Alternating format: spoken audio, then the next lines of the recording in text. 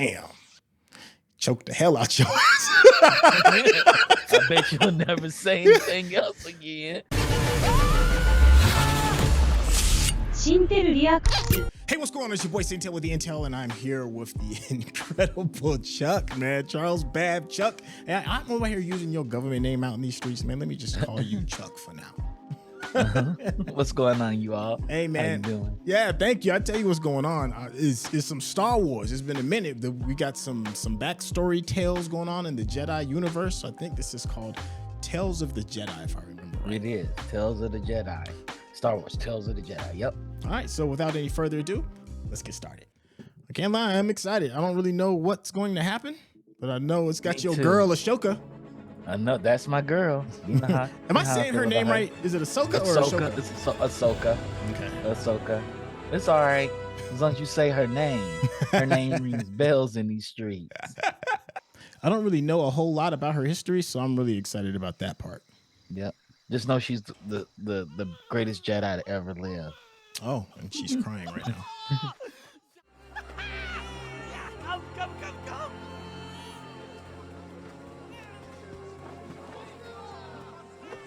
Oh, you gotta pay respects to your elders. I wonder, are they born with that head augment thing?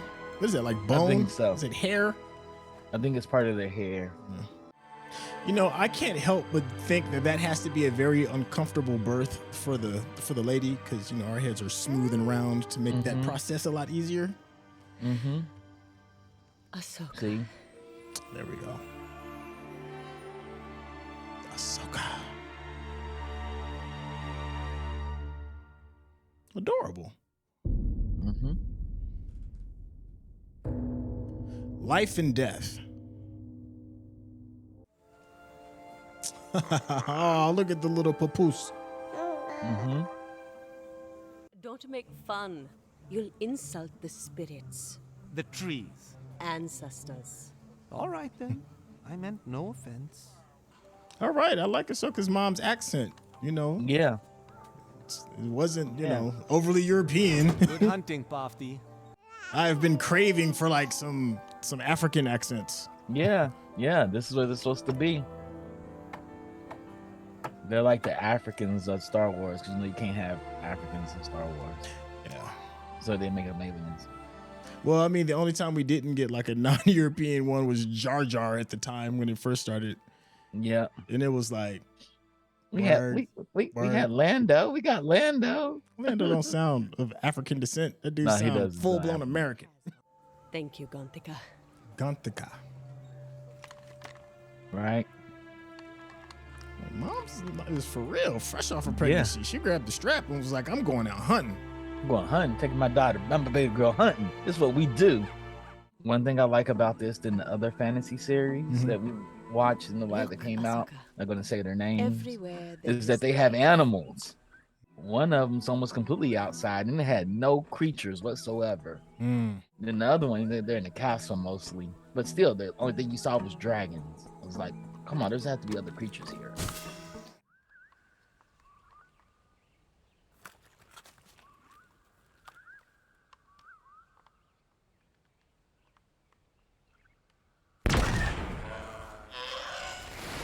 Oh, and two got away. Kasha. Mom is about that life, boy. Also, the elder probably could feel the spirit of the animal leaving, huh? Mm-hmm. A bigger praise gonna come out. Watch. The Kai buck is down.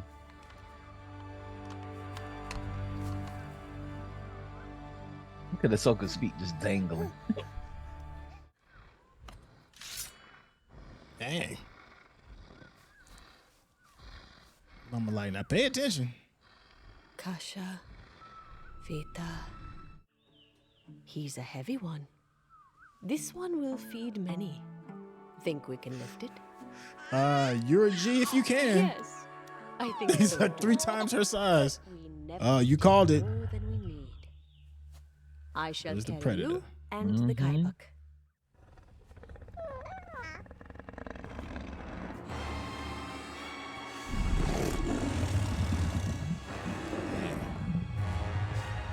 Damn.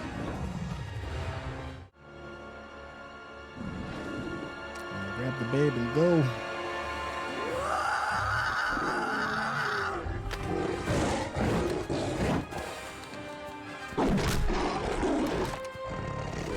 Mom is about that life, boy. That's where she get it from. Don't do that. I'm gonna use the force. So gonna be holding the cat in the air.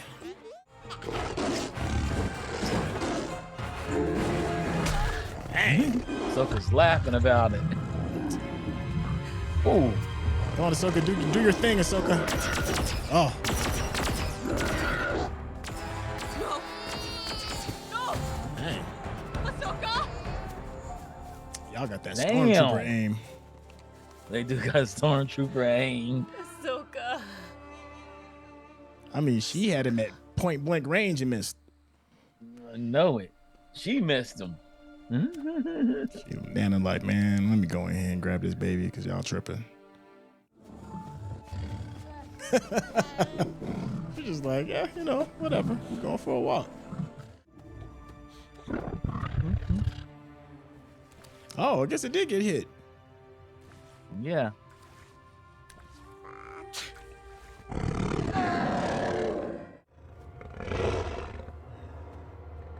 I'm gonna eat you.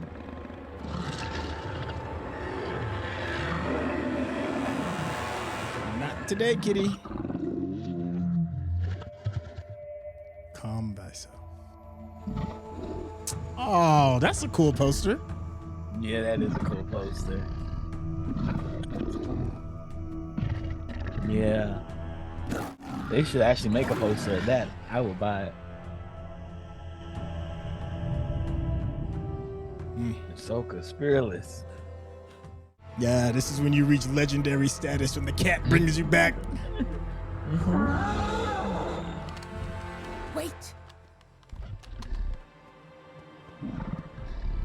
Look at her riding on top. Good kitty.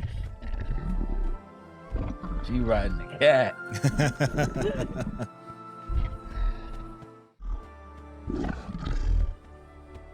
He's like, I'm born different. What?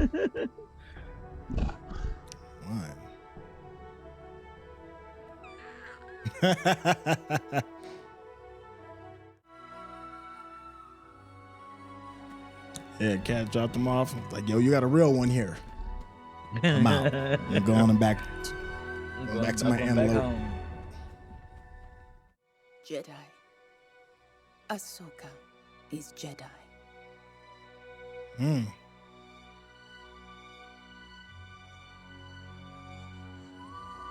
Oh, that look.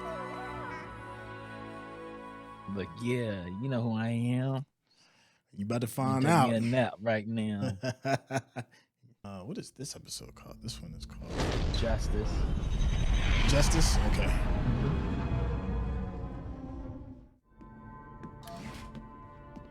Oh, that's Qui-Gon, isn't it? Arriving shortly, Master. Yeah. Yep. Set us down well clear of the village. Oh, and that's Dooku. Tensions are high enough. Yes, Master. Yep. I'm excited to see a young Qui-Gon. See how that works.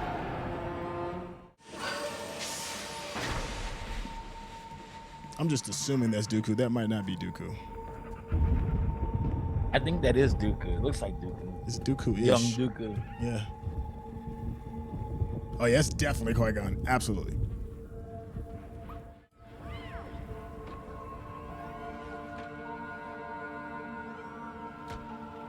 And when your droid is limping, you know it's bad. Dooku kind of looks like a badass. Yeah, you know, Young Dooku looks like he'll throw some things around. I think so. Because we got to see an old, you know, long in the tooth version of him in the in the original first trilogy. Excuse me.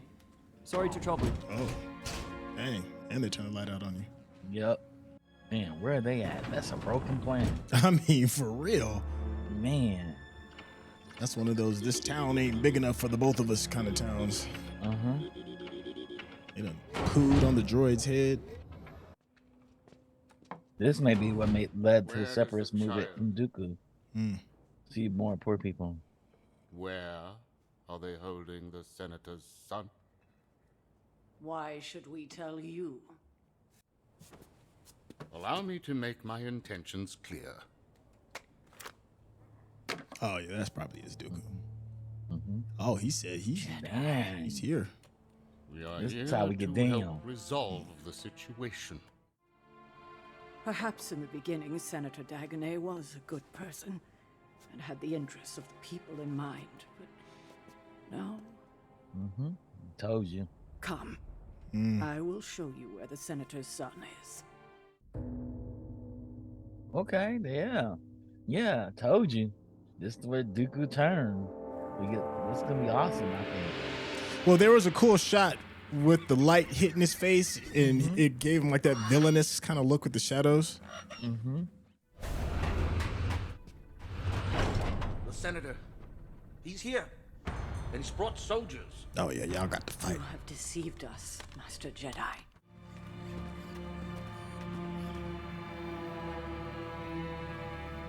Dang, sold him out.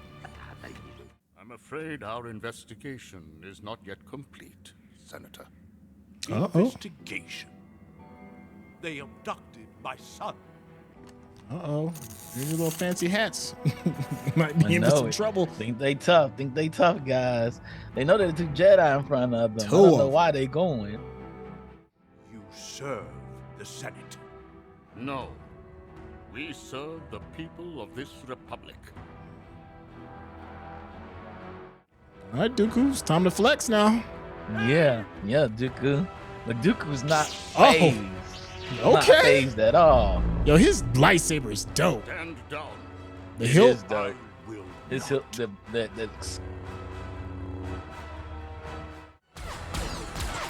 Dang. everybody's horrible at shooting. Stormtrooper training class. Man, you should have been pushing people back, Dooku. What's going on with you? Yeah.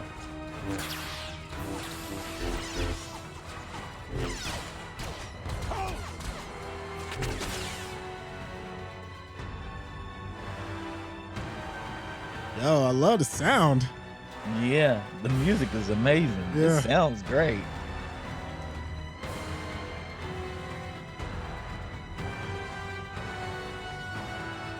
Oh, is he about to ape out? Oh, shoot. Oh, he is. He's about to ape out. Not even you, Master Jedi. Oh, you talking too much. Yeah, he like you talk too much. Oh, choked him. Oh, he did a chokehold. Oh, Oh, wow.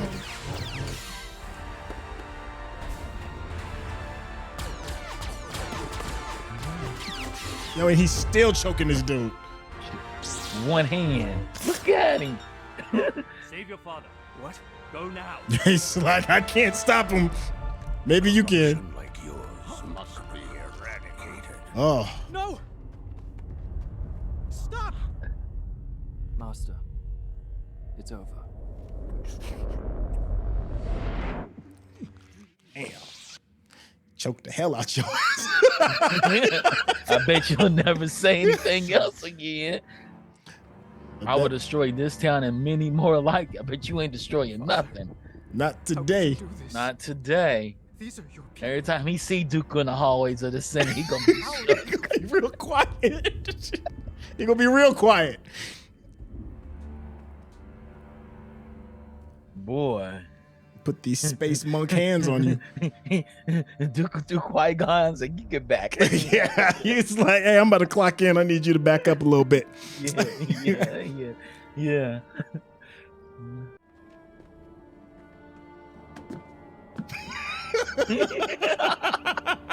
Look at me in the car, shook up. You want some old man? No. Ooh, he put them hands on him. Oh, Ooh. I told everybody Dooku's not a bad person. He just doesn't believe in the Republic no more. he's just going about it in a different way. Yep. He sided with Sidious. I because Sidious didn't want the Republic. Your actions saved many lives today. Just thinking in the moment, Master. Well then, you're a much wiser man than I, Qui-Gon Jinn. That's right. Thanks Say to his your name. teachings.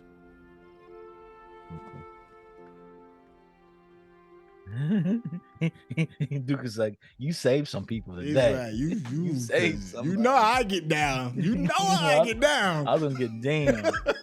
I don't like the mistreatment of people. Nah. All right. So we got a chance to check out the first 2 episodes. Hey man, how you feeling so far? I feel First good. thoughts. First thoughts. First thoughts. I thought the Ahsoka episode was good. Yeah. I hate the fact they raised her so high in the first episode. Okay. And she's the one that ride the back of the animal. You know, I would rather for her to be the one that discovers her greatness. They kind of courted her with this episode, I think. That's interesting. Okay. I think it's they kind of courted her. And like for her, it's like her rides with Anakin Okay. was amazing. They're like when they assigned her to Anakin, they're like, she's hot-headed and she's really strong. Who can we give her to? And Obi-Wan looked at him and was like, Anakin. Give it to Anakin. Right. And, you know, and Yoda was like, that's what I was thinking. Okay. Yeah, that makes Mace sense. was like, who do we give her to? Yeah. She's kind of like me. She's definitely hot-headed, and I like that about her when she came in. And she wasn't really hot-headed. She was just young. Yeah, I can see that, and I can understand the wisdom in that as well, because since you're handing it to somebody else who's bullheaded, hot-headed, wildly talented, that way they can both kind of like learn off of each other. It's kind of like the what is it, with the Teenage Mutant Ninja Turtles and how their weapons are a counter measurement to their to their personality in order to balance them out. Like Michelangelo's kind of like spaced out all over the place, but he's giving nunchucks because you have to concentrate so you don't hurt yourself. Leonardo with the katana, but you can't kill. You know, you shouldn't. You know, you're giving the only edged weapon, but yet you're the leader, so you have to lead by example. You know, what was it? Was it Donatello? He's so big into technology, but yet his weapon is a simple piece of wood. Yep. You know, like it's stuff like that. So I can understand Raphael like that. With the size that they're a very defensive weapon. Yeah, it gave him a defensive weapon. Exactly. He's so a they're kind of strong doing that with that relationship with Anakin and Ahsoka. All right, well let's talk about how like the way it looks, because the original Clone Wars has had some various looks regarding the animated versions of them.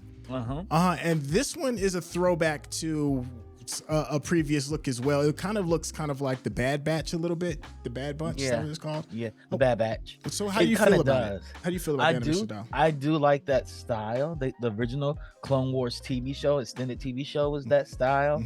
But this is different because they put a painterly look to it. Okay. So there's on the material itself, on the characters, there's a brush pattern, and I like that a lot. And it lets you know that it's old, and these are tales. These are stories.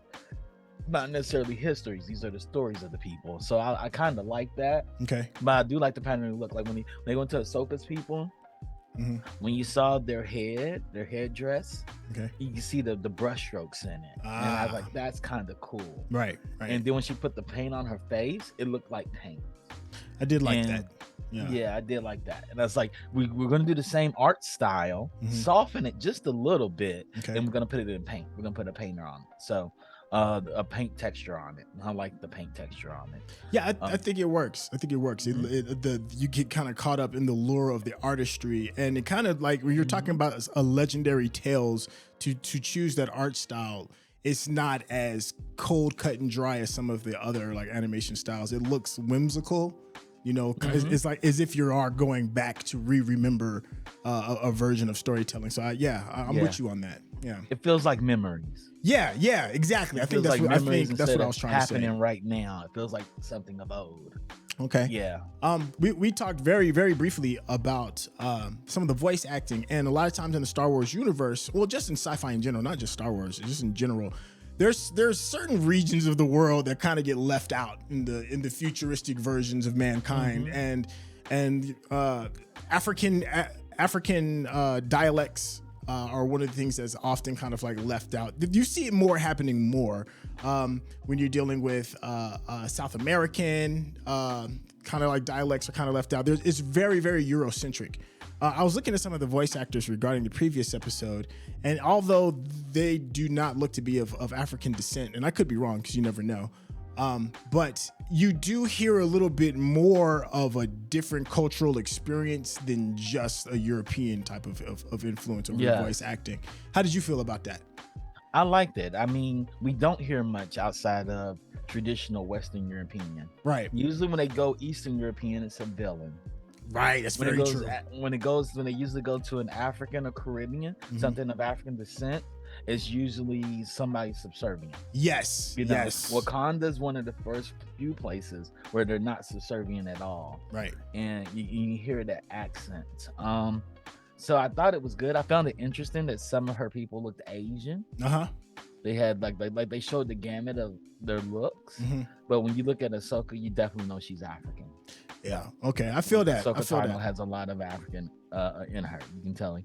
And they had Ashley Eckstein do it. So Ashley Eckstein is a white woman, and she's the voice of Ahsoka. And even she was the Ahsoka in this as well.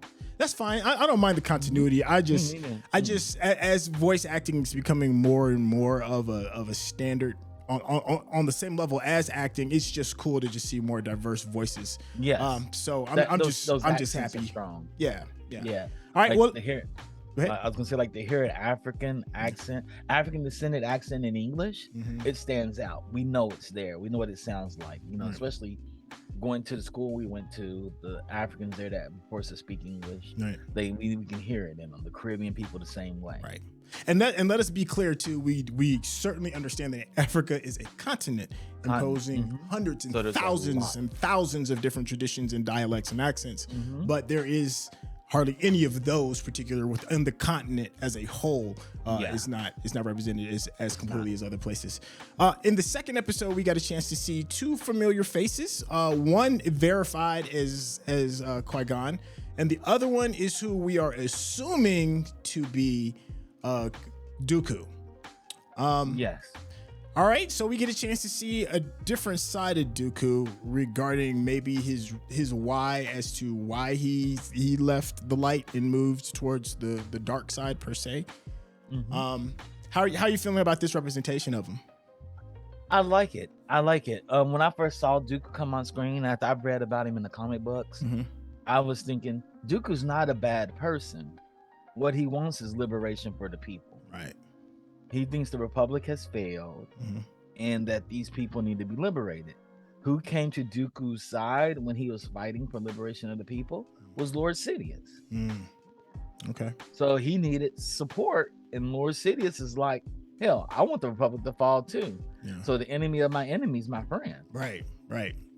And that's what it turned into. Yeah, I feel that. I like that he is kind of doing these things for a noble cause. Well, he is. Yes. It is noble, but he tips his hat to us and says that he is not as wise as Qui-Gon simply because of maybe like the discipline or maybe not being caught in the moment. He was going to put it down. Yeah. He was about to close Buddy out. Yeah, it was about to be. He told Qui-Gon, you saved a lot of lives. Yeah. Not just this one guy. Not just this one. I was going to massacre all of them for the people.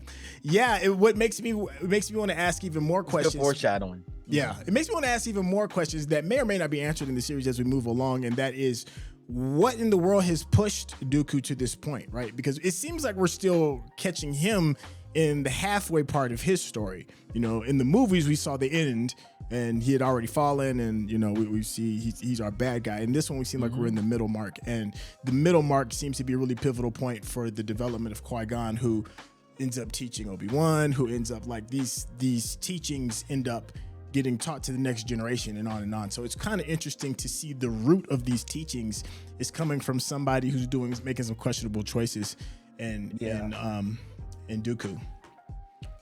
It's very interesting. I mean, I find even more interesting is that we see this cycle happen twice. We see Dooku saying something's not right with the Republic. Something's not right with the Jedi. Then we see Anakin say the same thing with his apprentice. When she left, he was like, that was the straw that broke Anakin's back. My apprentice is gone. Y'all drove her away from me. Y'all told me to kill her, and I'm done. I'm done with y'all. Y'all are not noble because she said something. He was like, sometimes I want to leave too, Ahsoka. She says, I know you do, Master. And she hands him back the lightsabers and walks off. You ain't got the heart to do this. Yeah.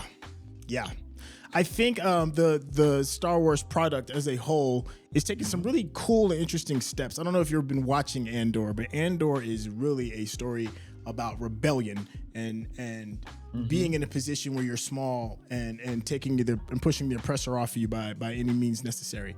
And in this, we're getting a chance to see, like what you just said really well, regarding like we have this idea of Jedi and they're these noble people, presumably noble people, but when we look underneath the surface and like pull back the layers, we find out that they are just people that just have extraordinary powers that are put together in a bit of a cultish kind of society dealing with a hypocritical government, you know? So it adds to like some interesting things, like how do you build and move forward in that kind of space, you know? And you're powerful too on top of that. It's this, right? How do you allow somebody to weaponize you when you're supposed to speak for peace? Very good point. Very, very good point. Yeah. And I think that's it. Where you have the Sith, they're like, we're weapons.